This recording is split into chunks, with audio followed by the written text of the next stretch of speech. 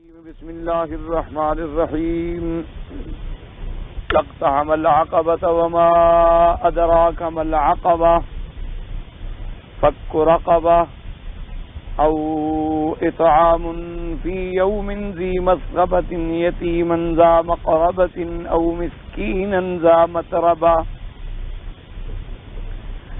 ثم كان من الذين آمنوا وتواصوا بالصبر وتواصوا بالمرحمة أولئك أصحاب الميمنة والذين كفروا بآياتنا هم أصحاب المشأمة عليهم نار مؤصدة. قال المؤلف والمحدث رحمه الله تعالى أدام النفع بعلومه وعلومكم في الدارين آمين. إلى أن قال. حديث آخر قال أحمد حدثنا عبد الصمد قال حدثنا هشام قتادة عن قيس الجذامي عن عقبة بن عامر الجهني رضي الله تعالى عنه أن رسول الله صلى الله عليه وسلم قال من اعتق رقبة مسلمة فهو فداؤه من النار. وحدثنا عبد الوهاب الخفاف عن سعيد قتادة قال ذكر لنا أن قيس الجذامي حدث عن عقبة بن عامر أن رسول الله صلى الله عليه وسلم قال من اعتق رقبة مؤمنة فهي فكاكه من النار. تفرد به احمد بن هذا الوجه. اب مفسر رحمۃ اللہ علیہ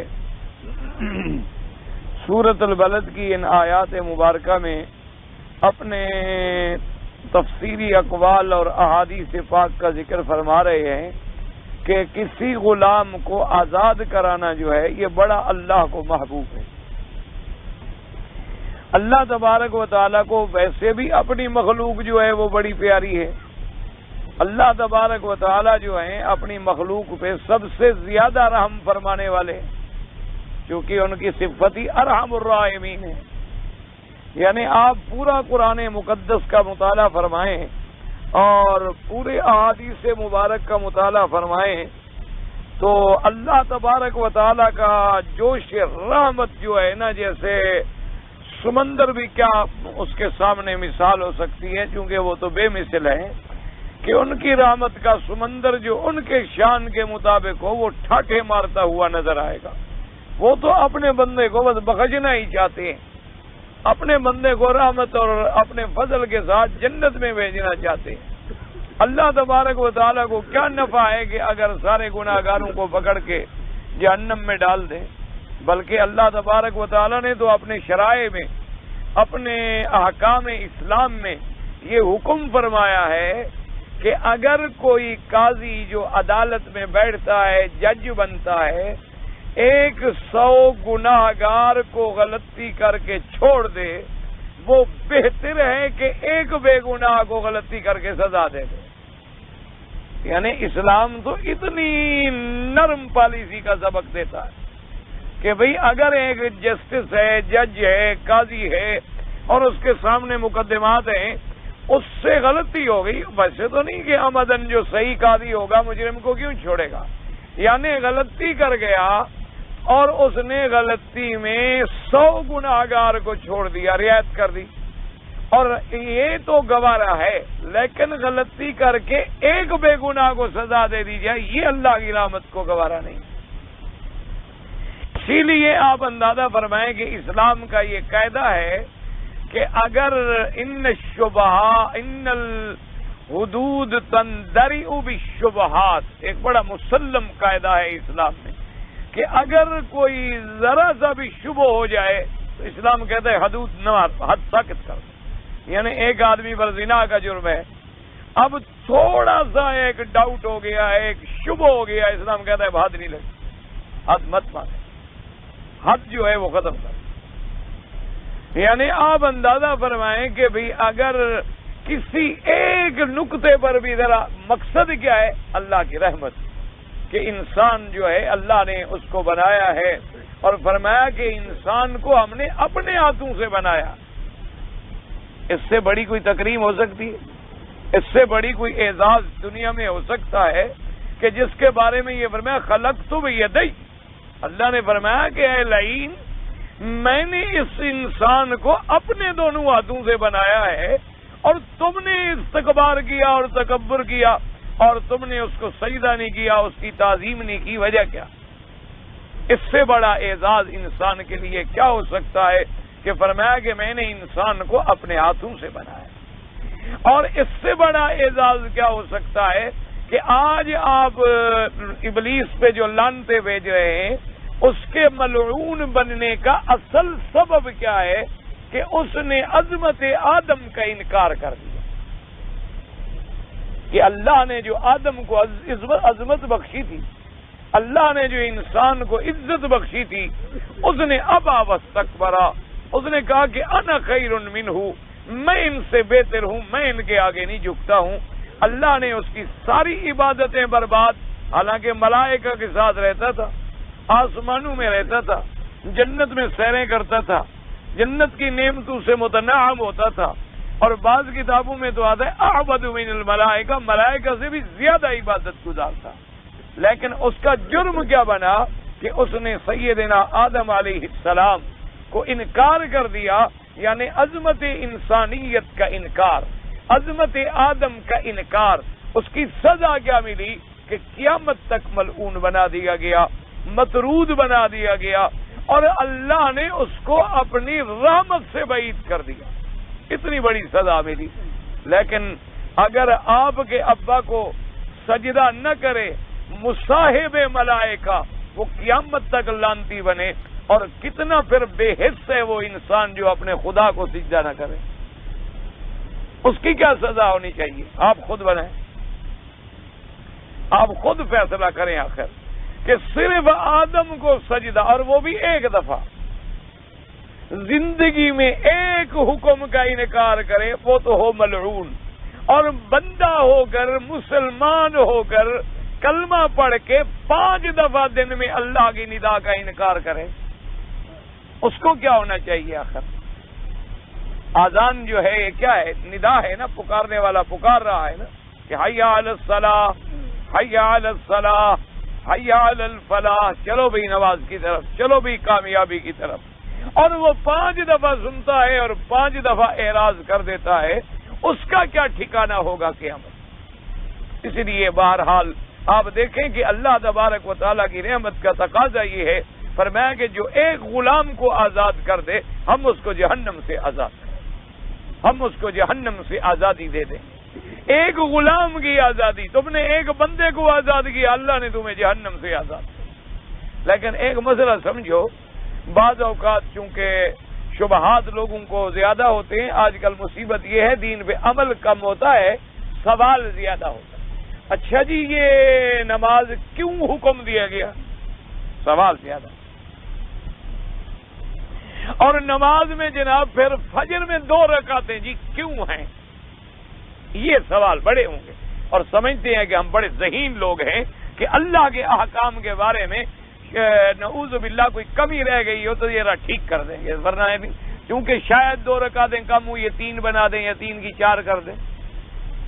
یہ نہیں سوچتے کہ بھی ایک خالق کا حکم ہے، مالک کا حکم ہے، جس نے ہمیں پیدا کیا، جس نے ہمیں حکم دیا، پھر صرف اس نے حکم نہیں بلکہ اپنے نبی بھیج کے ہمیں نمونہ بھی دکھلا دیا. اب ہمارے ذمہ ہے اطاعت، کہ اطیع اللہ و اطیع الرسول. کہتے ہیں جی آدمی کیسے اطاعت کرے؟ آج کل تو لاجک کا زمانہ ہے، ایسے بغیر سوچے سمجھے ہم کیسے اطاعت کریں؟ بغیر سوچے سمجھے اور عقل میں بات نہیں بیٹھ رہی ہمارے عقل میں جی یہ بات اپیل نہیں کرتی، اور ہمارے عقل کو یہ بات ذرا لگتی نہیں ہے جی، سمجھ نہیں آ رہی ہمارے عقل میں یہ بات، اس لیے ذرا ہم متردد ہیں. انا للہ و انا، ہم کیا اور ہماری عقل کیا، ہم کیا اور ہماری عقل کیا، کیا پتی کا شوربہ. جس آدمی کو ابھی اپنے اعضاء انسانی کا پتہ نہ ہو وہ خدا کے بارے میں باتیں پوچھے تو کوئی عقل ہے؟ تو اسی طرح تو کوئی تم سے بھی پوچھ سکتا ہے کہ تمہاری آنکھ یہاں لگی ہے، یہاں کیوں نہ لگا دے نکال کر. اسی طرح کوئی ایک عام بندے سے بھی پوچھ سکتا ہے جی آپ انسان بن گئے، خنزیر کیوں نہ بن گئے؟ یہ کوئی بات تو نہیں ہوتی. اسلام کوئی فلاسفہ کی یعنی چیستہ کا نام تو نہیں ہے. اسلام تو ایک ٹھوس احکام کا نام ہے، شرائع کا نام ہے، اصولوں کا نام ہے، قواعد کا نام ہے، ضوابط کا نام ہے کہ جس چیز کی اللہ نے جو حدود بنا دیے، فرمایا تلک حدود اللہ، یہ میری حدود ہے، ان سے باہر نہ نکلو. ان سے باہر نکلو گے تو پھر ربا ہو جائے. ایک مسئلہ یہ سمجھیے، آج کل لوگوں کے دماغ میں ایک بڑا خلجان ہوتا ہے. وہ کہتے ہیں جی ایک بندہ انسان نے آزاد کیا، جہنم سے تو آزاد ہو گیا، تو اب دوبارہ غلام آزاد کرنے کی کیا ضرورت ہے؟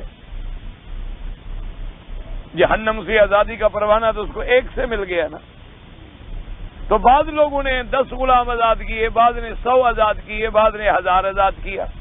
یا جیسے ایک حدیث پاک میں آتا ہے کہ جب آدمی عرفات کے میدان میں حاضر ہوتا ہے تو اللہ اس کے گناہ معاف فرما دیتے ہیں. وہ کہتے ہیں جی گناہ تو وہی معاف ہو گئے، پھر مزدلفہ میں کیا معافی ملتی ہے، اور پھر طواف زیارت میں کیا معافی ملتی ہے، اور پھر طواف وداع میں کیا معافی ملتی ہے؟ گناہ تو ہمارے پہلے ختم ہو گئے، اب ہمارے دل میں گناہ تو ہے نہیں.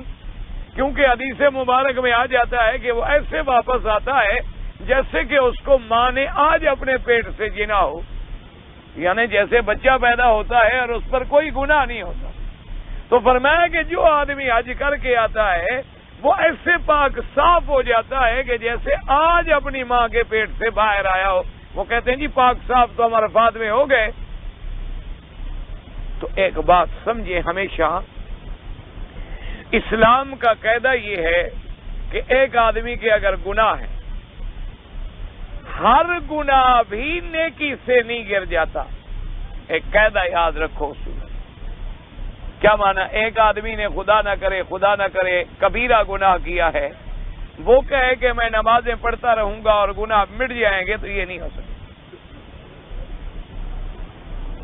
قرآن کہتا ہے ان الحسنات یذہبن السیئات، کہ نیکیاں گناہوں کو مٹا دیتی ہیں. لیکن کون سی گناہوں کو؟ جو چھوٹے گناہ ہیں، گناہ صغیرہ.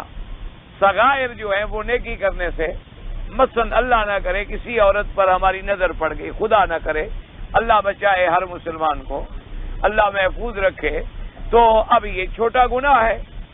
اچانک نظر گناہ نہیں ہوتی. اگر اچانک نظر کے بعد تم نے نظر ہٹا لی تو الحمدللہ. لیکن اچانک نظر پڑنے کے بعد، نظر ہٹانے کے بعد پھر تم نے نظر ڈالی، یا تم نے پھر اس کے محاسن میں غور کیا، پھر اس کے جمال میں اور زینت میں تم نے توجہ کی، تو اب گناہ ہے لیکن ہے صغیرہ. تو اب آدمی جب وضو کرتا ہے، نماز پڑھتا ہے، اللہ معاف فرما. ایک ہے گناہ ایک کبیرہ، وہ کبھی نیکی سے معاف نہیں ہوتا جب تک توبہ نہ کرے. اگر گناہ کبیرہ اللہ نہ کرے زنا ہو گیا، اللہ نہ کرے کسی نے شراب پی لیا، اللہ نہ کرے چوری کر بیٹھا، اللہ نہ کرے قذف محصنات کسی نیک عورت کو تہمت لگا بیٹھا، اللہ نہ کرے غیبت میں مبتلا ہو گیا، اللہ نہ کرے میدان جنگ میں بھاگ گیا. بڑے بڑے جو گناہ ہیں وہ جب کبائر ہو جاتی ہیں تو کبائر کے لیے اب توبہ ضرور. جب تک توبہ نہیں کرے گا معافی نہیں ملے گی. اور توبہ کرنے کا معنی کیا ہوتا ہے؟ یہ نہیں ہوتا کہ یا اللہ میری توبہ، یا اللہ میری توبہ، یا اللہ میری لاکھ لاکھ توبہ ہے، یا اللہ میری ہر چھوٹے بڑے گناہ سے توبہ ہے اور سگریٹ جیب میں ہے چھوٹے بڑے گناہ سے توبہ، یا اللہ میری توبہ ہے اور حرم سے نکل کے فوراً جا کے شیو کراتا ہے، کہتا ہے میری توبہ. یہ توبہ نہیں ہوتی. ایسی توبہ سے پھر توبہ کریں کہیں اللہ کا عذاب نہ آ جائے. یہ اللہ سے مذاق ہوتی، اللہ سے استہزاء ہوتا ہے. توبہ کا معنی ہوتا ہے کہ گناہ ہو گیا، اب جناب بے چین ہے، شرمندہ ہے، تڑپ رہا ہے، بھاگ رہا ہے، اس کو رات کو نیند نہیں آ رہی، حالانکہ کسی نے نہیں دیکھا، کوئی دعویٰ نہیں، کوئی گواہ نہیں، کوئی مدعی نہیں، لیکن کہتا ہے میں نے گناہ کیا، میں شرمندہ ہوں. گویا اس کے سر پہ پہاڑ آ پڑا ہے، شرمندگی میں روتے روتے اٹھتا ہے اور ماتھا رگڑتا کہتا میرا اللہ مجھے شرمندگی ہے، میں تیرے آگے وعدہ کرتا ہوں پھر کبھی زندگی میں یہ گناہ نہیں کروں گا، میری توبہ. تو یہ ہوتی ہے توبہ. جب توبہ کرے گا تو وہ گناہ معاف ہو جائے. ایک مسئلہ یہ سمجھ. اچھا، اب اگر ایک آدمی کے گناہ معاف ہو گئے لیکن نیکیاں وہ کر رہا ہے، گناہ ہے نہیں، اللہ فرماتے اس کے درجات بلند کرتے جائے. اس کے درجات بلند کرتے جائے. اس کے ذمہ گناہ تو ہے نہیں، لیکن اس نے ابھی ایک اور نیکی کر دی، ابھی اس نے ایک اور نیکی کر دی، ابھی اس نے ایک اور نیکی کر دی، تو اس کے درجات جو ہیں جنت میں وہ زیادہ سے زیادہ بلند کرتے چلے جائیں. تو لہذا ہمیشہ قاعدہ. اور ہماری جو بات ہے وہ یہ بھی یاد رکھیں کہ ہم نے حج پڑھا، ہمیں پتہ ہے کہ ہمارا حج قبول بھی ہوا. ہمارے پاس کوئی گارنٹی ہے کہ ہمارا حج قبول ہو گیا؟ تو ہمیں جب یہ پتہ ہی نہیں تو ہمارا کام یہ ہے کہ ہم نیکی کرتے جائیں، اللہ سے رحمت کی امید بھی رکھیں اور اللہ کے عذاب سے ڈرتے بھی رہیں. جو اللہ کے ہاں قبول ہو جائے گی اس کا ہمیں بدلہ ملے گا، اور جو قبول نہیں ہوگی وہ تو رد ہو گئی، وہ تو ٹھکرا دی گئی. یہ تو اللہ تبارک و تعالیٰ کا کرم ہے کہ حضور پاک کو جب رحمت بنا کے بھیجا تو اللہ نے ہمارے گناہوں پہ پردے ڈال دیے. ورنہ پہلے زمانے میں یہ بات تھی کہ اگر جنگ ہو جاتی یا مال غنیمت آ جاتا یا آپ خیرات کرتے یا صدقات کرتے تو وہ یہ تھا کہ مثلا آپ نے ایک خیرات کی ہے تو اس خیرات کو لے کے پہاڑ کی چوٹی پہ رکھ دیتے. اگر آگ اتر کے اس کو کھا جائے تو مانا ہے تمہاری خیرات قبول ہے، اور اگر تم جاؤ صبح کو اور وہ چیز وہیں پڑی ہے مانا اللہ نے مردود کر دی، تو وہ تو اسی وقت آدمی ننگا ہو جاتا تھا. یہ تو اللہ تبارک و تعالیٰ نے امت محمد مصطفیٰ صلی اللہ علیہ وسلم پہ رحم فرما دیا کہ ہماری نیکی ہے، قبول ہے نہیں قبول ہے، پردہ تو پڑا ہوا ہے نا، پتہ کوئی نہیں. پتہ نہیں کہ وہ اللہ نے منظور فرما لی ہے، پتہ نہیں کہ وہ اللہ نے منظور نہیں فرمائی. اس لیے ہمیشہ ہمارے ذمے کیا ہے کہ ہم رحمت کے لیے امید رکھیں، اللہ کے عذاب سے ڈرتے رہیں، اچھے کام کرتے رہیں، برے کاموں سے بچتے رہیں. اب جو درجات کے فیصلے ہیں تو وہ میرا اللہ قیامت میں عطا فرمائیں گے، اور اللہ کے قیامت میں جو درجات ہوں گے جنت میں بعضها فوق بعض، ان کا تو کوئی ٹھکانہ بھی نہیں کر سکتا. اب دیکھیں نا ہمارے آقا خاتم الانبیاء حبیب کبریا سیدنا محمد صلی اللہ علیہ وعلا آلہ واصحابہ وسلم، اہل سنت والجماعت کا عقیدہ ہے کہ میرے آقا اور تمام نبی اللہ نے جتنے پیغمبر بھیجی ہیں وہ گناہوں سے پاک، وہ معصوم ہے. ٹھیک، اب حضور معصوم ہے لیکن روزانہ 100 دفعہ استغفار پڑھیں. حضور معصوم ہے، گناہ کوئی نہیں لیکن روز پڑھیں استغفر اللہ الذی لا الہ الا هو الحی القیوم، استغفر اللہ الذی لا الہ الا هو الحی القیوم واتوب الیہ. حالانکہ حضور کو پتا ہے کہ اللہ فضلہ فرما چکے ہیں یغفر لک ما تقدم من ذنبک وما تأخر، کہ میرا مدنی وہ ہے مصطفیٰ، اب پہلی کوئی چیز بعد میں سب ہم نے معاف کر دی، سب ہم معافی دے چکے ہیں. اور حضور کو پتا ہے کہ میرے اللہ نے مجھے مقام محمود پہ پہنچانا ہے، لیکن حضور فرماتے ہیں میری امت بھی دعا کرتی رہے. اس لیے ایک دن بی بی عائشہ نے پوچھ لیا، اس نے کہا کہ یا رسول اللہ، جب اللہ نے قرآن میں فرما دیا ہے کہ لیغفر لک اللہ ما تقدم من ذنبک وما تأخر، جب آپ کا کوئی گناہ نہیں، اللہ نے آپ کو معصوم بنا دیا، اللہ تبارک و تعالیٰ نے آپ کو افضل الانبیاء، اشرف الانبیاء، امام الانبیاء، سید الانبیاء، خاتم الانبیاء بنا دیا، تو پھر آپ ساری رات عبادت پہ کھڑے ہیں، آپ کے پاؤں مبارک سوج جاتی ہیں، اتنی زیادہ محنت کرنے کی کیا ضرورت ہے؟ حضور مسکرائے، فرمایا عائشہ، جس اللہ نے مجھے یہ مرتبہ دیا ہے اس کا شکر نہ کروں؟ فرمایا جس رب قدیر نے مجھے یہ مقام دیا ہے، افلا اکون عبدا شکورا، کیا میں اس کا شکر گزار بندہ نہ بنوں؟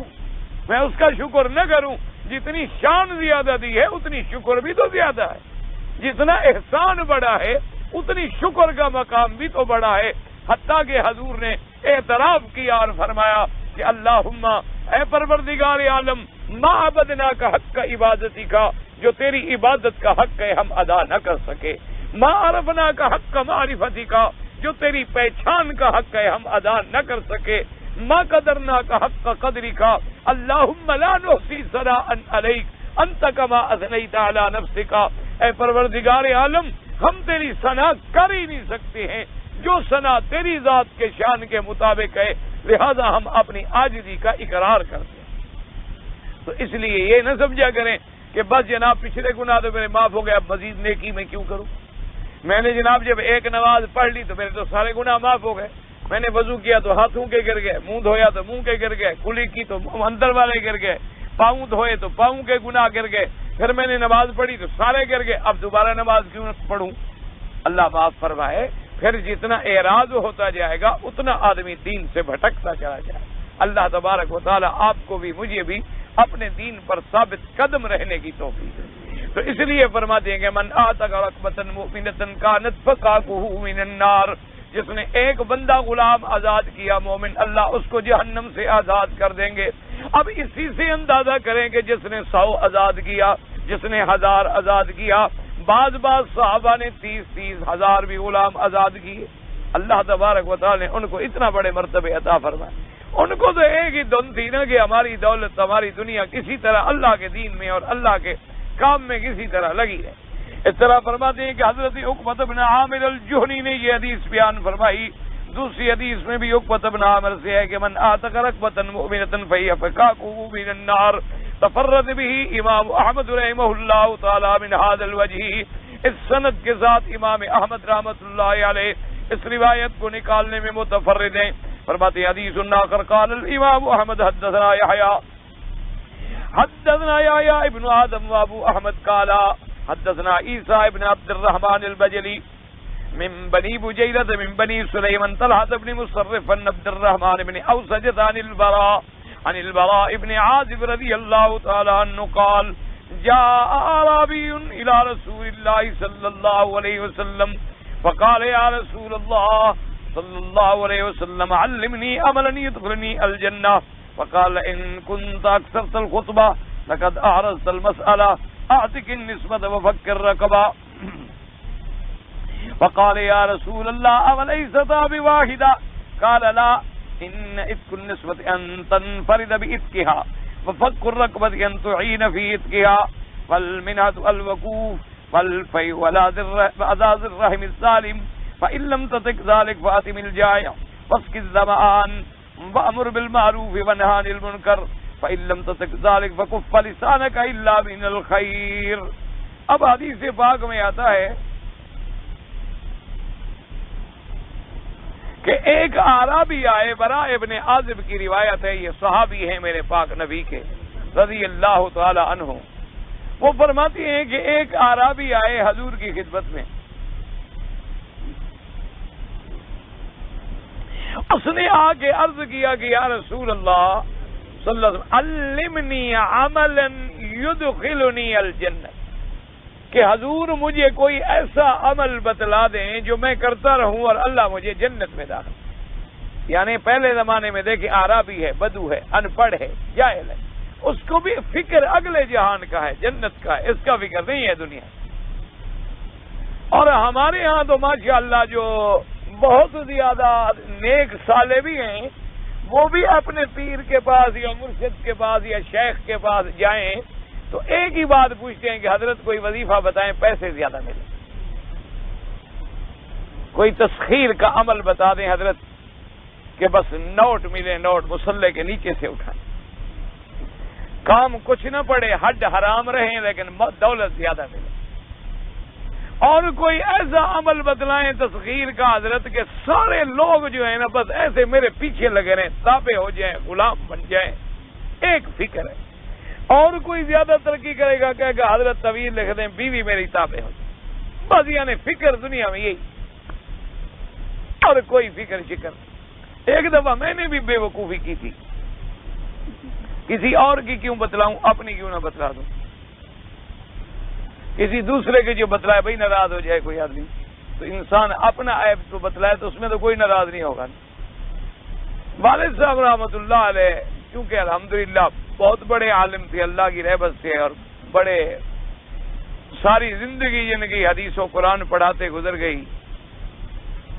ایک دن وہ بڑے خوش بیٹھے تھے تو میں نے بھی یعنی عرض کیا، میں نے کہا حضرت آپ نے اتنے بڑے بڑے بزرگوں سے علم پڑھا، اتنے بڑے بزرگوں سے آپ کو صحبت رہی، اور پھر آپ نے تقریباً کوئی 70 سال کے قریب حدیث و تفسیر کا درس دیا، تو آپ مہربانی کریں، کبھی ہم نے آپ سے پوچھا تو نہیں، کوئی آپ ہمیں بھی وظیفہ شریفہ بتا دیں گے ذرا پیسے شیسے ٹھیک ٹھاک ملیں، کوئی تسخیر کا عمل ہو، کوئی وظیفہ ہو تو آپ ہمیں بھی بتا دیں، اگر ہم آپ کی اولاد ہیں ہمارے کام آئے گا۔ تو سو رہے تھے اس وقت، بڑھاپا تھا، اٹھتے بڑی مشکل سے تھے، تو غصے میں اٹھ کے فوراً بیٹھے، اور بلوچ آدمی تھے ماشاءاللہ، جنہوں نے دیکھا ہے جانتے ہیں ان کی طبیعت کو. کبھی انہوں نے الحمدللہ صبح الحمدللہ وہ ان گداؤں میں تھے جس نے شاہوں کو بھی کبھی ہاتھ نہیں ملایا. الحمدللہ اللہ کا بڑا فیض تھا. غصے میں آ گئے، کہنے لگے میں نے سمجھا تھا میرا بیٹا عالم بن گیا ہے، مولوی بن گیا ہے، کسی مقام پہ پہنچ گیا ہے، تم تو بالکل فارغ ہو. میں نے کہا حضرت کیا بات ہے؟ کہنے لگے ایک طوائف سارا دن بازار میں بیٹھ کے زنا کراتی ہے، اس کو روٹی بھی ملتی ہے، کپڑا بھی ملتا ہے، نیا یار بھی ملتا ہے، شراب کی بوتل بھی ملتی ہے، تم کعبے میں بیٹھ کے قرآن پڑھاؤ گے، خدا تمہیں بھوکا مارے گا. تم اتنے گندے آدمی ہو، اتنا عقیدہ بھی نہیں ہے تمہارا جتنی ایک طوائف کا ہے. تو میں نے سمجھا تھا تم عالم بن گئے، مولوی بن گئے، تم کو بڑے قابل لائق فاضل بن گئے. تمہارا تو حال خود یہ ہے کہ تم وظیفے پوچھ رہے ہو مجھ سے. تمہارا جب اپنے اللہ پر اتنا یقین نہیں ہے، فرمایا کسی دروازے ذمہ دار کے دروازے پہ میراثی پڑا ہوتا ہے، اس میراثی کو وہ ذمہ دار بھوکا نہیں مرنے دیتا کہ جی کچھ ہو جائے، ہے میراثی لیکن ہے تو ہمارے دروازے پہ پڑا ہے. یہ جی ہمارے بچوں کی دایا ہے، یہ ہمارے دروازے کا میراثی ہے، اور تم اللہ اور مدنی کی ثنا میں زندگی گزارو گے تو خدا تمہیں محتاج کر دے گا. میں اس سے بھی اور کوئی وظیفہ یعنی خدا پہ تمہارا ابھی یقین نہیں بنا. بس جی ہمیں تو وہی دن پوچھنے کا الحمدللہ کافی ہو گیا. ہم نے کہا جی بس ہمیں سارے وظیفے آج سمجھ آ گئے. ہم نے کہا خدا کے بندے اللہ کا قرآن جو پڑھا رہے ہو، اللہ کے دین کی خدمت کر رہے ہو، بس اللہ پہ بھروسہ رکھو. وَمَن يَتَوَكَّلْ عَلَى اللَّهِ فَهُوَ حَسْبُهُ. جو آدمی اپنے اللہ سے تعلق جوڑ لیتا ہے، اللہ تبارک و تعالیٰ اس کو کافی ہو. وَمَن يَتَّقِ اللَّهَ يَجْعَل لَّهُ مَخْرَجًا. جو اپنے اللہ سے ڈرتا ہے، اللہ نے فرمایا ہم اس کے لیے مشکلات میں سے نکلنے کا راستہ خود بنا دیتے ہیں. وَيَرْزُقْهُ مِنْ حَيْثُ لَا يَحْتَسِبُ. اور ہم اس کو ایسے مقام سے رزق دیتے ہیں کہ اس کو گمان بھی نہیں ہوتا. وَمَن يَتَوَكَّلْ عَلَى اللَّهِ فَهُوَ حَسْبُهُ. جو صحیح معنوں میں اللہ پہ توکل کرے، اللہ کی ذات جو ہے اسے کافی ہو جاتی ہے. میں نے کہا حضرت ٹھیک ہے، ہماری توبہ ہے، آئندہ ہم غلطی نہیں کریں گے. جو ہم نے غلطی کی آپ ہمیں معاف فرمائیں. میں نے کہا نہیں، معاف فرمانے کی بات ہی نہیں ہے، یہ تو سوچنے کی بات ہے، یہ تو صرف سمجھنے کی بات ہے. اگر دل میں یقین آ جائے، جیسے کہ اقبال نے بھی کہا تھا، اپنے رازق کو نہ پہچانے.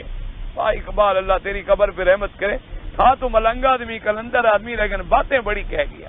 اللہ تبارک و تعالیٰ اسے جنت الفردوس نصیب فرمائے. فرمایا کہتے ہیں اپنے رازق کو نہ پہچانے تو محتاج ملوک، اور پہچانے تو ہیں تیرے گدا دارا اجم. کہتے تو اپنے خدا کو اگر بھول گیا، اپنے رازق کو نہ پہچانا تو بادشاہوں کے دروازے پہ دھکے کھاتے پھرو گے.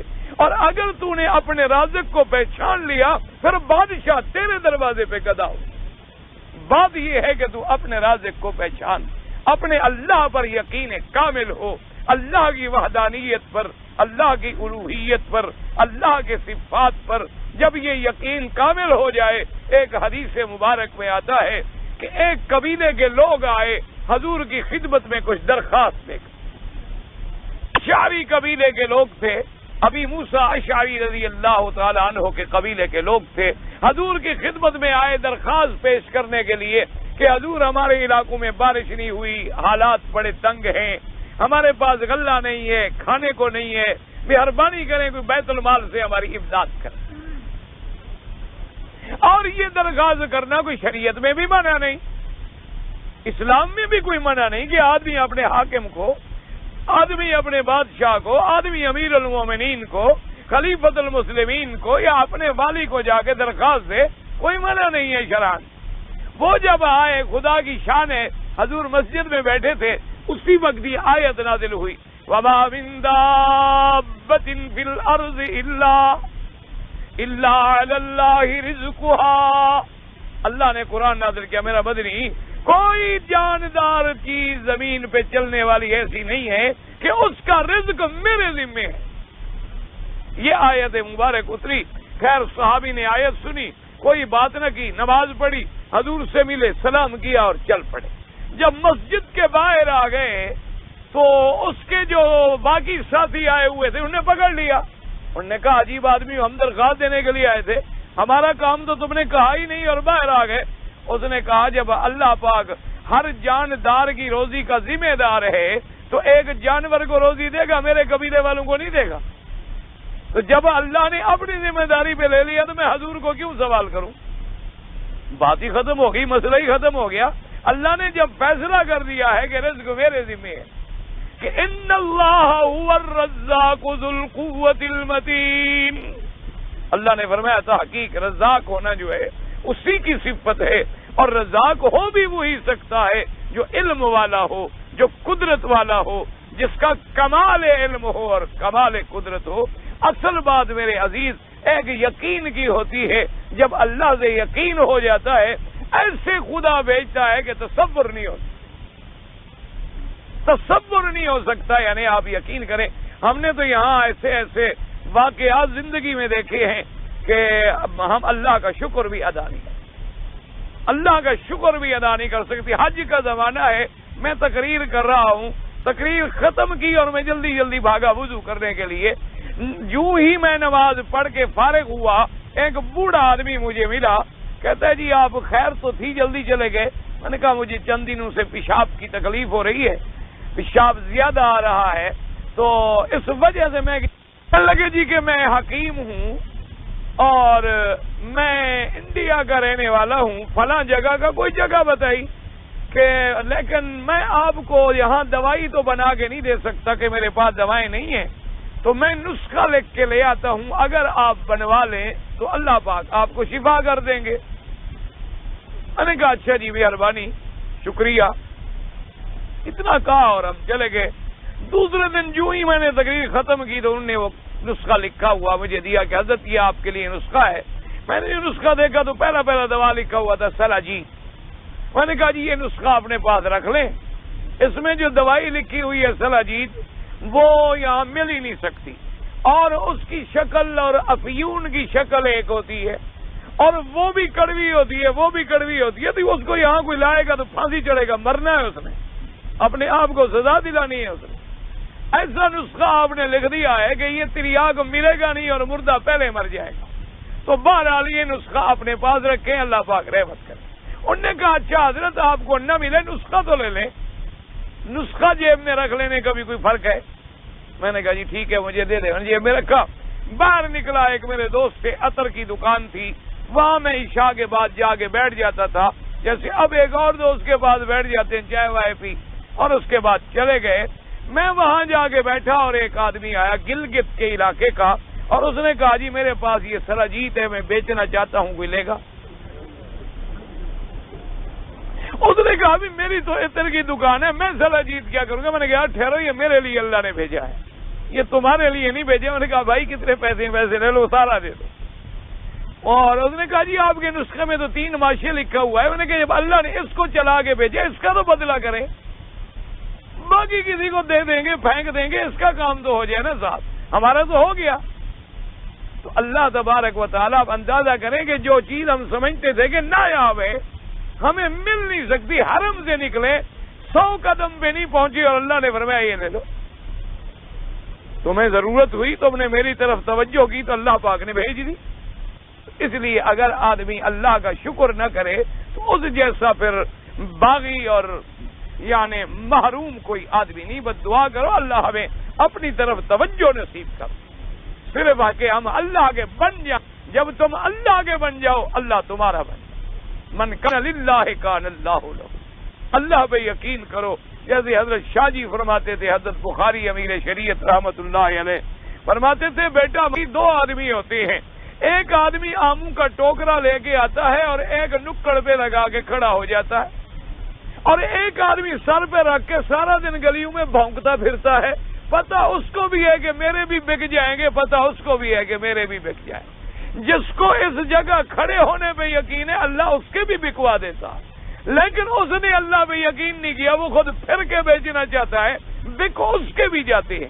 اب تمہاری مرضی ہے، لوگوں کے دروازوں پہ بک کے روٹی کھاتے رہو یا اللہ کے دروازے پہ ٹک کے بیٹھ جاؤ، دنیا خود آئے گی. تو یہ تو صرف یقین کے معاملے ہیں. لیکن ذرا محنت کرنی پڑتی ہے.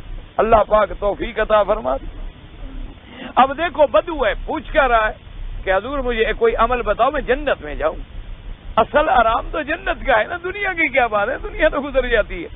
حضور نے فرمایا لقد كنت اكثرت الخطبة ولقد عرضت المسألة, فرمایا کہ میں اپنے خطبے میں اختصار کروں تو اس کا مطلب ہے کہ میں نے مسئلہ میں اعراض کیا, کیونکہ اس نے اسی وقت پوچھا ہوگا نا. حضور خطبہ فرما رہے, آپ نے فرمایا ایسا کرو اعتق النسمۃ وفک الرقبہ, آپ نے فرمایا تم کسی غلام کو آزاد کرو, گردن چھڑاؤ. اس نے کہا حضور یہ تو ایک ہی بات ہوئی, غلام کو آزاد کرانا یا گردن چھڑانا تو ایک بات ہے. اعتق النسمۃ وفک الرقبہ اولیست بواحدہ, حضور یہ تو دونوں باتیں ایک ہوئی. حضور نے فرمایا نا, اعتاق النسمۃ کا معنی ہے کہ تم اکیلے پورا غلام چھڑا دو, اور فک رقبہ کا معنی یہ ہے کہ اس کی گردن چھڑانے میں مدد کرو. ایک ہے کہ پورا غلام تم نے خریدا اور آزاد کر دیا, ایک ہے تمہیں پورے غلام خریدنے کی تو طاقت نہیں ہے, لیکن اس کو آزاد ہونے میں تم نے بھی اپنی حیثیت کے مطابق حصہ ڈال دیا. حضور نے فرمایا نہیں یہ تو دو چیزیں ہیں. اس نے کہا اچھا, اور فرمایا اس کے بعد والمنحۃ الوقوف, اچھائی کرنا اور ٹھہرنا. والفیء علی ذی الرحم الظالم, اگر کوئی تیرا رشتہ دار ہے اور وہ ظالم بھی ہے, اس نے تیرے ساتھ ظلم بھی کیا, تم احسان کرو, معاف کرو. کیوں, نیکی والے کے ساتھ تو نیکی ہر کوئی کرتا ہے نا. حضور نے فرمایا سلمن قطعک, تم اس کے ساتھ صلہ رحمی کرو جو تیرے ساتھ توڑ ڈالے. وہ رشتہ داری توڑ رہا ہے تم پھر جوڑ رہے, وہ توڑنا چاہتا ہے تم پھر جوڑنے کی کوشش کرو. فرمایا واعف عمن ظلمک, اور اس پہ احسان کرو جس نے تجھ پہ ظلم کیا, اس نے تم پر زیادتی کی لیکن تم احسان کرو. اسی طرح حضور پاک صلی اللہ علیہ وسلم نے فرمایا تم اس کو دو جس نے تمہیں محروم کیا, کہ اس کو موقع ملا اس نے تمہیں نہیں دیا, لیکن اللہ نے تمہیں بڑا بنا دیا, اللہ نے تمہیں زیادہ دے دیا, تم اس کو دو. یہ نہ کرو کہ اس نے نہیں دیا تو تم بھی نہ دو. ایک ہوتا ہے کہ کوئی تمہیں دے اور دو, یہ تو ہر کوئی کرتا ہے, یہ تو کوئی بڑی بہادری کی بات نہیں. من تو رہا حاجی بگو یم, تو مرا حاجی بگو, تو مجھے کہو گے حضرت صاحب میں بھی کہوں گا حاجی صاحب. لیکن اصل بہادری یہ ہوتی ہے کہ اگلا گالی دے اور وہ کہے کہ جزاک اللہ بھائی کوئی بات نہیں میاں, میرے اندر ہی کوئی قصور ہوگا کہ میں تم کو مطمئن نہ کر سکا, بہرحال اللہ تمہیں جزائے خیر دے. وہ گالی دے تم دعائیں دو, وہ پتھر برسائیں تم ہاتھ اٹھا لو. حضور کے پاؤں زخمی ہو گئے, صحابی نے کہا حضور ان کے لیے بد دعا کریں, اللہ طائف والوں پہ اپنا قہر نازل کر دے. حضور نے فرمایا اللہم اہد قومی, میرا اللہ میری قوم کو ہدایت دے. صحابی نے کہا حضور میں کہتا ہوں بد دعا کریں. فرمایا اللہ نے رحمت بنا کے بھیجا ہے, عذاب بنا کے تو نہیں بھیجا. اللہ نے مجھے اپنی امت کے لیے رحمت بنا کے بھیجا. تو رحمت کا قاعدہ ہے کہ رحمت مانگے. میں تو اللہ سے ہدایت مانگوں گا, میں اللہ تبارک و تعالیٰ سے ان کے لیے ہدایت مانگوں گا, ان کے لیے خیر مانگوں گا. ان کی مرضی ہے, جو مرضی آئے کرتے رہے. یعنی آپ اندازہ کریں کہ کتنی کفر نے ستا دیا, تڑپا دیا, ہجرت پہ مجبور کر دیا اور مقابلے پہ آ گئے. لیکن حضور بدر کی رات میں آپ کو نیند نہیں آ رہی, آپ اٹھ کے تشریف لے آئے اور صحابہ کو بلایا کہ میرا چچا جو قید میں ہے اس کے ہاتھ بندھے ہوئے ہیں اور ہاتھ بڑے سخت رسیوں میں جکڑے ہوئے ہیں اور وہ کرا رہا ہے, اس کو نیند نہیں آئی تو مجھے بھی نیند نہیں آئی.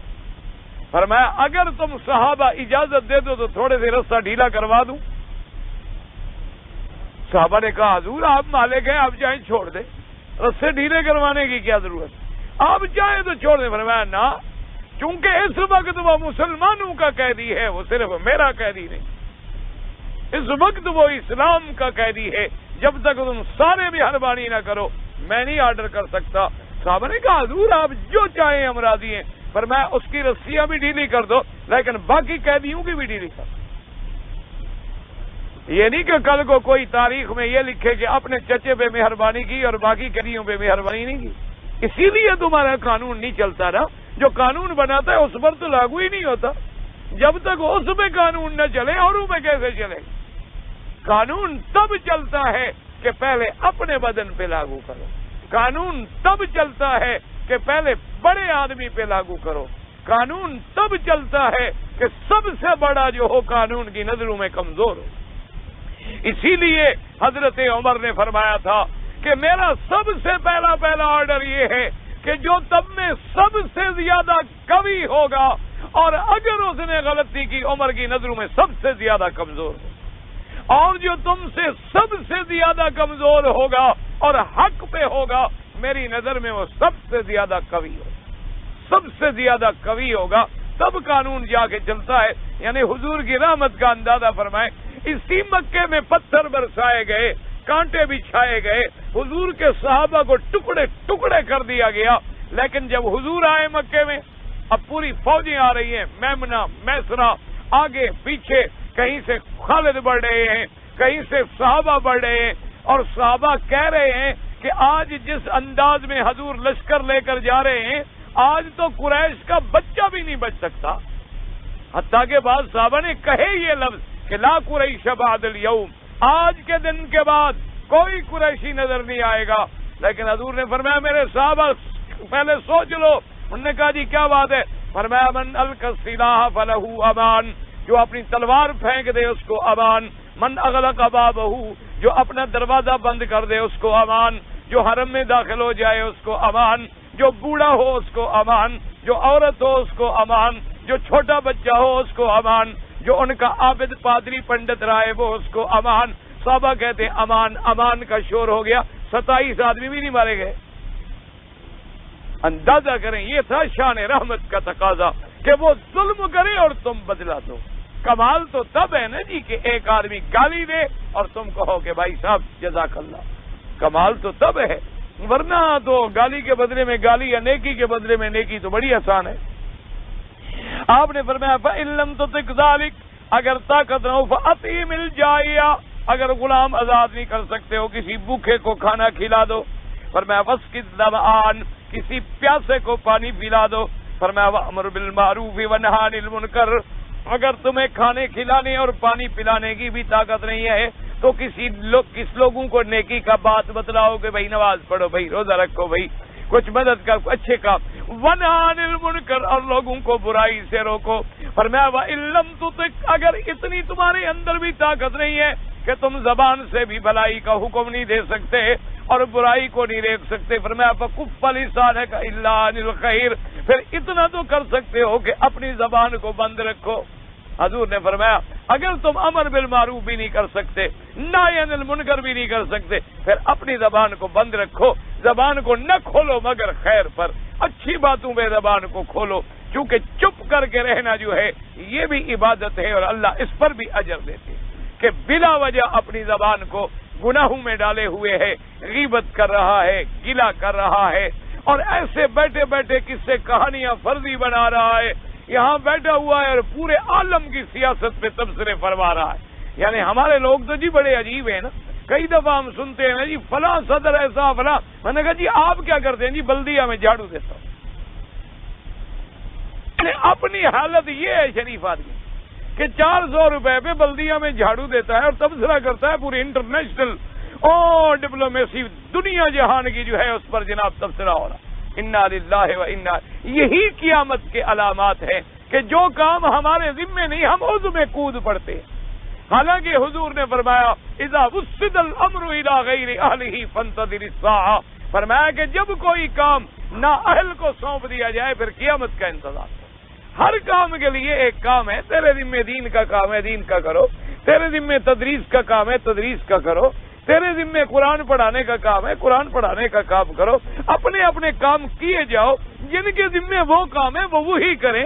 سب کے کام اللہ نے تقسیم کر دیے ہیں، سب کے عقول اللہ نے تقسیم کر دیے ہیں، سب کا علم اللہ نے تقسیم کر دیا ہے. ایک گھر میں 4 بچے ہوتے ہیں، ایک جاہل ہوتا ہے، ایک عالم ہوتا ہے، ایک غبی ہوتا ہے، ایک بڑا ذکی اور ذہین ہوتا ہے. تو ہم نے تو اس کی تقسیم نہیں کی ہے. جو ہمارے فرائض ہیں، جو ہماری ذمہ داریاں ہیں، ان کو ہم سب سے پہلے سمجھنے کی کوشش کریں کہ بھئی ہم کیا ہیں؟ مسلمان. کبھی ہم نے مسلمان کا ترجمہ بھی سیکھا کہ مسلم کس کو کہتے ہیں. اسلام کی تعریف کیا ہے؟ ایمان کی تعریف کیا ہے؟ اللہ کی توحید کی کتنی قسمیں ہیں؟ توحید الوہیت کیا ہے؟ ربوبیت کیا ہے؟ توحید اسماء و صفات کیا ہے؟ نبوت اور رسالت کا فرق کیا ہے، ان پر ایمان لانا کیا ہے، ایمان کے اجمالی احکام کیا ہیں اور تفصیلی احکام کیا ہے، اللہ کے فرائض کیا ہیں، بھی طہارت کیا ہے، وضو کیا ہے، کون سا پانی پاک ہے، کون سا پانی ناپاک ہے، کب کپڑا پاک ہے، کب کپڑا ناپاک ہے، رضاعت کے کیا احکام ہیں، نکاح کے کیا احکام ہیں، طلاق کے، یہ تو روز مرہ کے معاملات ہیں، ہم پہلے ان کو تو سیکھ لیں، ان کا کوئی فکر نہیں۔ بڑے سے بڑا آدمی ہوگا ہمارا، ماشاءاللہ ابھی چند دن ہوئے میرے ایک دوست صاحب بارٹ لا ہے، ماشاءاللہ قانون کے بڑے بہت بڑے یعنی وہ ایڈوکیٹ ہیں، اور ایڈوکیٹ بھی چھوٹی موٹی کورٹ میں نہیں، سپریم کورٹ کے ایڈوکیٹ ہیں، کہنے لگے بڑے بربلا کے جی وہ نماز پڑھنی نہیں آتی۔ اندازہ فرمائیں سپریم کورٹ کا آدمی ایڈوکیٹ ہو، نماز پڑھنا نہ آتا ہو۔ میں نے کہا کیا مطلب؟ کہنے لگا جی کبھی زندگی میں پڑھی نہیں۔ کہنے لگے حضرت زندگی میں پڑھی نہیں، ابتدا میں مشنری سکولوں میں پڑھتا رہا، بڑا ہوا تو باہر بھیج دیا گیا، وہاں جا کے ڈگریاں کر کے واپس آیا تو وکیل بن گیا، حرام کھاتا رہا، قاتلوں کو چھڑواتا رہا، بے گناہوں کو پھانسیوں پہ چڑھواتا رہا، نہ مجھے کعبے کا پتہ ہے نہ نماز کا پتہ ہے، میرے گھر میں میری کوئی شادی کی تھی، اچھی جگہ تھی، بچی جو ہے میری اس کو اللہ نے دین کی طرف لگا دیا، بچی کے دل میں اللہ نے دین کی طرف لگا دیا۔ ایک مولوی نے اس کو قرآن پڑھایا، لگے 10-12 سال کی بچی ہوگی، قرآن شریف پڑھا ہے، اس نے کہا کہ ڈیڈی کم از کم خدا کا کعبہ تو دکھاؤ، تمہاری یہ دولت آگ لگانے کے کام آئے گی، کم از کم ہمیں مکہ مدینہ تو زندگی میں دکھا دو۔ تو وہ مجھے پکڑ کے لے آئی ہے، باقی توبہ آپ کرا دیں، نماز آگے آپ سکھا دیں، یہاں تک تو مجھے بچی لے آئی ہے، اگلا کام اب آپ کے ذمہ ہے، مجھے نہیں آتی نماز۔ سیدھی سی بات ہے، نماز کیا ہوتی ہے، کیسے پڑھنی ہے، کیا پڑھنا ہے نماز میں؟ اس نے کہا میں نے زندگی میں نہیں پڑھی تو آئے کیا؟ میں نے کہا حضرت کبھی اپنے ملک میں عید وید بھی نہیں پڑھی؟ کہتا ہے جی وہ عید پڑھنے جاتے ہیں جیسے لوگ کر رہے ہوتے ہیں، میں بھی کھڑا رہتا ہوں، کبھی وضو ہوتا ہے کبھی نہیں ہوتا۔ انا للہ و انا الیہ راجعون، دعا کرو اللہ ان پر بھی رحمت فرمائے۔ اور کہتا ہے جی میں نے سوچا ہے زیادہ سے زیادہ 2 دن ہی میں یہاں لگا سکتا ہوں، اس سے زیادہ میرے پاس ٹائم بھی نہیں ہے، تو اللہ نے جناب ایسی مہربانی کی، ابھی 10-12 دن گزر گئے، ابھی بھی ہے۔ میں نے کہا کیا ہو گیا تھا؟ جی اب تو جانے کو دل نہیں چاہتا، اب میں نے توبہ بھی کر لی الحمدللہ، عمرہ بھی کر لیا مدینہ شریف سے آ کے، نمازوں میں بھی اب جی چاہتا ہے کچھ اور ایکسٹینشن لے لوں اور کچھ یہاں اور رہ جاؤں۔ اب پتہ لگا ہے کہ مسلمان کیا ہو، اور جو کچھ اللہ نے مجھے توفیق دی میں نے بتایا، جو کتابیں مجھے مل سکتی تھی وہ میں نے ان کو بتا دی، کچھ دے دی، اللہ تبارک۔ تو اب جناب جب ہمارا اتنا پڑھا لکھا آدمی بھی نماز نہ جانتا ہو تو عام آدمی کے بارے میں ہم کیا گمان کریں گے؟ یہی فرق تھا صحابہ میں اور ہم میں، وہ ہر بات میں پوچھتے تھے کہ علمنی یا رسول اللہ، علمنی ما علمک اللہ، علمنی یا رسول اللہ عملا یدخلنی الجنہ۔ سیدنا ابی ہریرہ حدیث میں آتا ہے، آئے کہتی ہیں اذا رأیتک طابت نفسی وقرت عینی یا رسول اللہ، فرمایا علمنی عملا، فرماتے ہیں حضرت ابی ہریرہ رضی اللہ تعالیٰ عنہ، حضور میں جب آپ کی زیارت کرتا ہوں تو میرا دل باغ باغ ہو جاتا ہے اور میری آنکھیں ٹھنڈی ہو جاتی ہیں۔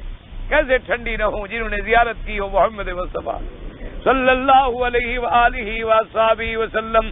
فرمایا حضور مجھے ایک تو یہ بتائیں کہ ہر چیز کس چیز سے پیدا ہوئی؟ حضور نے فرمایا اللہ نے ہر چیز کو پانی سے پیدا کیا۔ اس نے کہا حضور مجھے کوئی عمل بتائیں جو عمل کروں اور اللہ مجھے جنت میں لے جائے۔ آپ نے فرمایا افشوا السلام واطعموا الطعام وصلی والناس نیام فادخل الجنت بسلام۔ حضور نے فرمایا لوگوں کو کھانا کھلایا کرو، سلام زیادہ پھیلایا کرو، اور جب رات کو لوگ سو رہے ہوں تو تم اپنے اللہ کو جگا کے منایا کرو، خود جاگ کے اللہ کو منایا کرو۔ اللہ سونے سے بھی پاک ہیں، اللہ تبارک و تعالی ہر صفت عجز سے پاک ہیں۔ فرمایا جب تم یہ کرو گے تو اللہ کی جنت میں سلامتی سے داخل ہو جاؤ گے۔ صحابہ کو ایک ہی فکر تھی کہ علمنی یا رسول اللہ۔ ایک صحابی آئے دوڑتے حضور کی خدمت میں، کہا حضور میں نے فیصلہ کر لیا ہے کہ باغ پورا خیرات کرتا ہوں۔ آپ نے فرمایا کیوں؟ کہتے میں نماز پڑھ رہا تھا، اوپر ایک کوئل کوک رہی تھی، اس کی آواز میں میری توجہ ادھر چلی گئی اور نماز میں میری توجہ قائم نہیں رہی. میں ڈر گیا کہ یہی باغ میرے لیے کبھی عذاب کا ذریعہ نہ بن جائے, لہذا میں اس باغ کو اللہ کے راستے میں صدقہ کرتا ہوں. ایک ہی فکر تھا کہ نماز نہ جائے, روزہ نہ جائے, عبادت نہ جائے, تلاوت نہ جائے, اللہ کا قرآن نہ جائے. یہ تھا طریق اسلام. دعا کرو اللہ ہم سب کو مسلمان بنائے اور حقیقی معنوں میں مسلمان بنائے. اس لیے آپ نے فرمایا کہ تم اگر کچھ نہیں کر سکتے ہو اتنا تو کرے فَإِلَّمْ تَسْتَطِعْ فَأَطْعِمْ مل جائے, یا بھوکے کو کھانا کھلا. اور یہ بھی یاد رکھو کوئی جتنا بھوکا ہوگا اس کو کھانے کھلانے میں اتنی ثواب بڑھتا چلا جائے. اس لیے حکم ہے کہ اپنے رشتہ داروں میں غریب ڈھونڈو, کیونکہ رشتہ داروں میں غریب ڈھونڈنا آسان ہے, مشکل نہیں ہوتا. ہر آدمی کو پتا ہے کہ میرے اقربا ہے, میرے رشتہ دار ہیں, اس کا کیا حال ہے, اس کا کیا حال ہے. جو رشتہ داروں میں غریب ہے وہ سب سے زیادہ تیری خیرات کا مستحق, سب سے زیادہ. آتِ ذی القربیٰ حقہ والمسکین. اللہ نے فرمایا پہلے تم ذوی القربیٰ جو تیرے رشتہ دار ہیں ان کا حق ہے تم پر, اور رشتہ داروں میں بھی جو رشتہ دار جتنا زیادہ قریب ہے اتنا زیادہ حقدار ہے, اتنا زیادہ حقدار ہے. اگر فرمایا رشتہ داروں میں نہ ملے تو پھر اپنے محلے میں ڈھونڈو غریب, اپنے محلے کے بیوہ, یتیم, مسکین. اور بعض لوگ جائیں دیکھیں ہسپتالوں میں پڑے ہیں, بیمار ہیں, کوئی دوائی کا پیسہ نہیں. بعض لوگ بیچارے ناحق جیلوں میں پڑے ہیں 18 سال. 18 اگلے دن اخبار میں تھا, اس کو 18 سال کے بعد جیل سے رہائی ملی, اور بے گناہ آدمی ہے, پڑا ہے. کوئی پوچھنے والا نہیں, کوئی روٹی پہنچانے والا نہیں, کوئی پوچھنے والا نہیں کہ تم زندہ بھی ہو, کیا ہو اور کہاں سے رہتے ہو اور کہاں. یہ پیشہ ور جو لوگ ہوتے ہیں نا مانگنے والے, یہ پیشہ ور ہیں, ان کو تو دینا بھی گناہ ہے. یہ تو اور عادی بن چکے ہیں, لاکھوں روپے گھر میں ہیں پھر بھی بھیک مانگتے. کئی ہمارے یہاں پروباتوں میں غریب رہتے تھے, ہم نے دیکھا ماشاءاللہ ہر وقت گندے کپڑے, میلے کچیلے. اور کیونکہ پیسہ ملتا تھا بھائی نا, اب آدمی خود ٹھیک ٹھاک ہو تو کون دے گا, کوئی عقل کی بات. تو آدمی وہ شکل بناتے ہیں نا بھیک منگے کوئی, اور کپڑے جناب ایسے پھٹے. اب میری گھڑی آپ سے قیمتی, آپ مجھے خرید دیں گے کیوں؟ آپ کہیں گے ہم سے تو اچھی کپڑے پہنے ہوئے, اچھی گھڑی پہنی ہوئی ہے, مولوی صاحب تو ہم سے بڑے آدمی. تو آدمی دیتا تب ہے کہ جب حضرت آئے تو چل نہ سکتے ہوں اور آنکھیں سوجی ہوئی ہوں اور کپڑے بہت بوسیدہ ہوں, وہ لوگ کہیں یار رحم کرو, عالم آدمی ہے بیچارہ غریب ہے, شاید اس کے گھر میں کچھ نہیں ہے. تو یہ بھی شور ہوتی ہے. اس کو میں روز کہتا تھا مر گیا اللہ بخشے بیچارے کو. اور میں نے کہا تم نے مر جانا ہے اور تمہاری جو جائیداد ہے نا وہ تمہارے کسی کام نہیں آئی, تم ایسا کرو کہ مجھ کو دے. مذاق کرتا تھا میں اس کے ساتھ, میں کہتا تم مجھ کو دے دو, انشاءاللہ میں تمہاری جائیداد 2-3 دن میں ختم کر دوں گا, فکر ہی نہ کرو. اور نہیں حضرت میرے پاس کہاں ہے, میں تو فقیر ہوں. مر گیا تو کئی ہزار سونے کی اشرفیاں نیچے سے نکلی. انا للہ. زندگی میں نصیب نہیں ہوا نہ کپڑا, نہ اچھی روٹی, نہ اچھا کھانا. یہ بھی اللہ کا عذاب ہے. اللہ کا عذاب ہوتا ہے کہ آدمی اللہ کی نعمتوں سے محروم ہو جائے. آدمی ہاتھ پھیلاتا پھرے دنیا کے سامنے, سائل بنا پھرے. اس سے بڑی حضور نے فرمایا جو لوگ ایسے بہانے کر کے مانگتے ہیں اللہ قیامت والے دن ان کے چہروں پہ زخم کر دے گا, تاکہ لوگوں کو پتہ لگے خموشن خدوشن فی وجہ ہی یوم القیامہ کہ اچھے خاصے ہٹے کٹے تندرست ہیں, بھیک مانگنے پہ گزارا ہے. کسی نے مسجد کا نام لیا, کسی نے مدرسے کا نام لیا, کسی نے یتیم خانہ کھولا ہوا ہے, اور نہ یتیم ہے نہ مدرسہ. بالکل جھوٹ, سفید جھوٹ ہے, تو بات ہی نہیں ہے موقع. اور اسی کے نام پہ ایک کام ہے ہو رہا ہے. ایسے لوگوں کو دینا کی ضرورت. آپ خود تلاش کریں کہ استحقاق کہاں ہے. صحیح جگہ پر جب آپ پیسہ لگائیں گے نا وہ ایک پیسہ لاکھوں کے کام آ جائے. صحیح جگہ پہ ڈھیلا بھی لگاؤ گے وہ کروڑوں کے کام آئے. اللہ تبارک و تعالی آپ کو بھی مجھے بھی توفیق دے, اپنے راستے میں لگانے کی کرنے کی توفیق دے. اور دعا کرو اللہ قیامت تک کسی کا محتاج نہ کرے, اللہ قیامت تک کسی کے آگے ہاتھ پھیلانے کی توفیق بھی نہ دے. اپنے خزانے غیب سے سب کو رزق عطا فرمائے. اللہ تبارک و تعالی کے خزانے میں کوئی کمی ہے بھلا؟ میری بیٹی نے احرام اتار کر, یعنی کپڑا جو سر پہ تھا اتارا, پھر یاد آیا تو سر پہ رکھ لے. بھائی پہلی بات تو یہ سمجھ لو کہ عورت کا کوئی احرام ہے ہی نہیں. یہ جو لوگوں نے بنایا ہوا ہے نا جی, ایک سفید رومال باندھتی ہیں عورتیں, یہ ساری بدعات ہیں, کوئی نہیں, یہ کوئی شریعت کا حکم شکم نہیں. یہ تو لوگوں نے خود ایک رواج بنایا ہوا ہے کہ اتنا بڑا کپڑا لے لیتی ہیں کہ جی مرد بڑی چادر اوڑے گا تو عورت چھوٹی اوڑے گی. پتہ نہیں اس میں عورت نے چھوٹی کیوں اوڑی, مقابلہ نہیں کیا مرد کا. ویسے تو کہتی ہے نا ہر کام میں ہم برابر ہیں. مجھے تو ڈر ہے کہیں یہ بھی 2 چادریں احرام والی نہ شروع کر دیں کہ کندھا چندھا بھی نکالیں باہر. کیا خیال ہے آپ کا؟ انا للہ و انا. بھائی عورت کا کوئی احرام نہیں ہوتا, جو کپڑے اس نے پہنے ہوئے ہیں وہی احرام. ایک بات اس نے اسی میں نیت کرنی ہے اور لبیک اللہم لبیک لبیک لا شریک لک لبیک پڑھنا ہے بس. اب اس کو پابندی ہے کہ احرام میں ہوں, یعنی خوشبو نہیں لگائے گی, بال نہیں کاٹے گی, ناخن نہیں کاٹے گی, اپنے خامد کے ساتھ بھی کوئی غلط بات نہیں کرے گی چونکہ اب احرام میں ہے.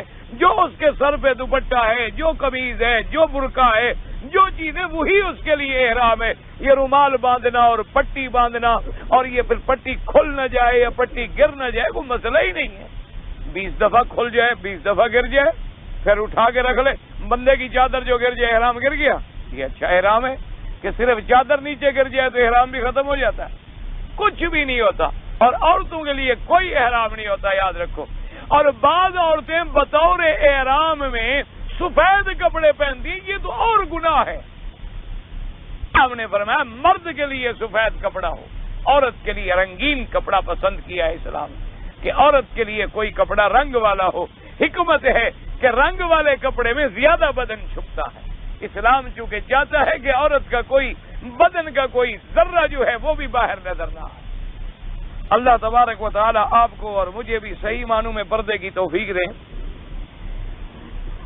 اگر ایک آدمی آتا ہے اس کے پاس 15 دن کی مہلت ہے اور وہ 8 دن مدینے شریف میں نہیں رہ سکتا, کوئی بات نہیں, 1 دن بھی رہ لے کافی ہے, 1 نماز بھی پڑھ لے کافی ہے, 1 دفعہ حاضری ہو جائے بہت بڑی ہے, اور اللہ نصیب کرے تو ساری زندگی نصیب کرے.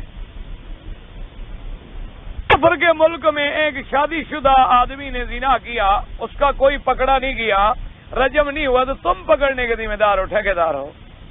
نہیں پکڑا گیا, اللہ نے اس کو پردہ دیا, تم کون ہو پرچیاں لکھ کے پوچھنے والے؟ چھوڑو, اللہ جانے وہ جانے. جب کسی کو اللہ نے پردہ دے دیا ہے تم کیوں پردہ کھولنا چاہتے اس کا؟ اللہ جانے بندہ جانے, بات ختم ہو گئی.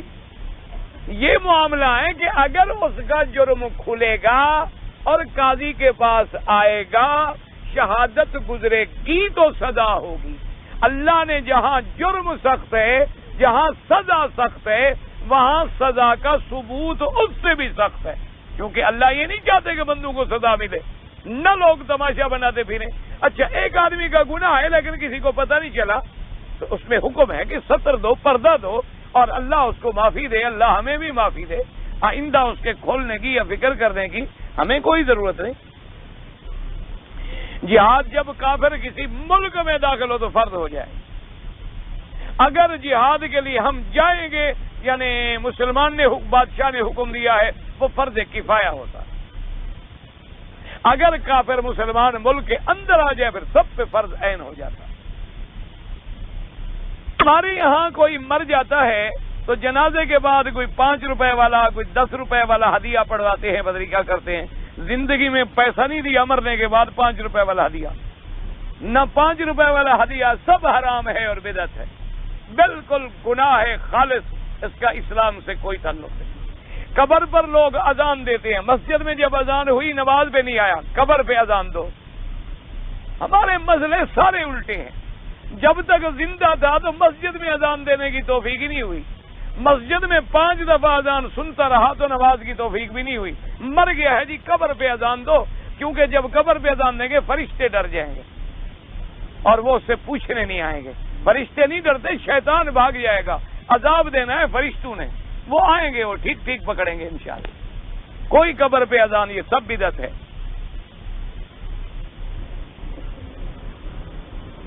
اللہ کی طرف اپنے آپ کو سیدھا کرو. حنیف کا معنی ہوتا ہے تمام بتوں کو چھوڑ کر اقم وجہک للدین حنیفا, اپنے آپ کو خالص اللہ کے راستے پہ سیدھا کر دو. ایسا نہ ہو جائے جیسے مشرک کبھی طواف بھی کر لیتے ہیں اور غیروں کے آگے بھی جھک جاتے ہیں.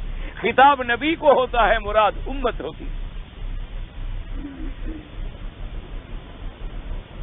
میری بیوی عرصہ دراز سے پتہ نہیں میری ساس عرصہ 1.5 سال سے بیمار ہے. اچھا اللہ شفا عطا فرمائے. میں اپنی والدہ کو حج پر بلانا چاہتا ہوں, کیا میری ماں اکیلی آ سکتی ہے؟ اگر عورت بوڑھی ہے تو عورتوں کے ساتھ مل کے آ سکتی. اگر تمہاری والدہ جوان ہے تو بغیر محرم کے نہیں آتی, کیونکہ عورت اگر جوان ہو اور فتنے کا خوف ہو, اسلام کہتا ہے کہ محرم کے بغیر سفر نہ کرے. محرم کا کیا معنی ہوتا ہے؟ جس کے ساتھ نکاح حرام ہو. کیا معنی؟ بھائی کے ساتھ نکاح حرام ہے, بیٹے کے ساتھ نکاح حرام ہے, داماد کے ساتھ نکاح حرام ہے. تو جن کے ساتھ نکاح حرام ہے وہ محرم ہے, ان کے ساتھ سفر کر سکتی ہے, اکیلے سفر نہیں کر سکتی. اور اگر عورت بوڑھی ہے بیچاری, فتنے کا خوف نہیں ہے, اور عورتیں بھی آ رہی ہیں, تو ان کے ساتھ آ جائے اور یہاں تم حج اس کو کرا دو. میرا دل چاہتا ہے کہ اپنے ماں باپ اور بیوی کو بلا کے حج کراؤ. بھائی اگر تمہارے ماں باپ غریب ہیں, ان پہ حج فرض ہے نہیں, یا تمہیں اللہ نے اتنی دولت دی ہے ان کو پیسے دے دو تاکہ وہ ماشاءاللہ نصاب والے بن جائیں. اب تم کہتے ہو کہ میں لوگوں سے ادھار لے کر ان کو بلواؤں, تو کیوں ضرورت رہے؟ جب اللہ نے ان کے ذمہ لگایا ہی نہیں, اللہ نے ان پہ فرض ہی نہیں کیا, تو تم بلا وجہ قرض کیوں اٹھاتے ہو؟ تمہیں جتنی اللہ نے توفیق دے دی ہے ان کی وہی خدمت کرو. اللہ تبارک و تعالی نے جب فرض ان پر نہیں فرمایا, ان پر کوئی گناہ نہیں ہے. اور اگر تمہارا جذبہ ہے تو پھر جذبے والے پوچھا نہیں کرتے, پھر جذبے والے لوگ مسئلے نہیں پوچھتے, وہ کر جاتے. عشق جو ہے نا جی, عشق بیچارہ جو ہے وہ پوچھتا نہیں ہے. عقل عیار ہے 100 بھیس بنا لیتی ہے. عشق بیچارہ نہ زاہد ہے نہ ملا نہ حکیم, وہ پھر مسئلے نہیں پوچھتا. والد صاحب فرماتے ہیں ہم حج کرنے آئے تو اس زمانے میں قافلے مدینہ شریف نہیں پہنچ سکتے تھے, راستے میں ڈاکو شاکو مار دیتے تھے. یہ تو اللہ کا شکر ہے کہ اب امن و امان ہے, ورنہ ان کے آنے سے قبل 50 سال پہلے تو مدینہ شریف کوئی قافلہ نہیں پہنچ سکتا تھا. فرماتے ہیں کہ مولانا خلیل احمد صاحب سہارنپوری رحمۃ اللہ علیہ, وہ میرے والد صاحب کے استاد بھی تھے, تو راستے میں ہم جا رہے تھے تو میرے ساتھ ایک اور بھی ذمہ دار تھے. تو انہوں نے کہا حضرت سے مسئلہ پوچھے کہ بھی اگر مدینے نہ جا سکے تو کوئی ایسا حرج تو نہیں ہے حج میں؟ ویسے تو حج میں حرج نہیں ہوتا, مدینہ شریف کا جانا حج کے ساتھ تعلق نہیں رکھتا. حضرت فرماتے ہیں کہ میں نے جب پوچھا, میں نے کہا جی یہ پوچھ رہے ہیں کہ بھئی اگر ہم, انہوں نے کہا مولوی خیر جو پوچھتے ہیں وہ جاتے نہیں, جو جاتے ہیں وہ پوچھتے ہیں. جو پوچھتے رہتے ہیں نا وہ جاتے بھی نہیں, اور جنہوں نے جانا ہوتا ہے وہ پوچھا بھی نہیں کرتے. جب جانا ہے, جب تمہیں اتنا عشق چڑھا ہے تو پھر کر گزرو, اللہ برکتیں دے گا, پھر پوچھنے کی کیا ضرورت ہے, ورنہ شرعاً کوئی ضروری نہیں. میں کام کے لیے یہاں آیا ہوں اور حج کا مہینہ اگر درمیان میں آ جائے, میرے پر قرضہ بھی ہے. یہ کہاں لکھا ہوا ہے کہ حج کا مہینہ آ جائے تو حج نہ کرنا؟ مانا یہ ہوتا ہے کہ اگر قرضہ ہے ملک میں وہاں ادا کرو, آؤ یہاں بیٹھے ہو تو کیوں حج نہ کرو؟ اللہم صلی علی سیدنا محمد وعلی آل سیدنا محمد وبارک وسلم. یا اللہ عالم اسلام پہ اپنی رحمت نازل فرما.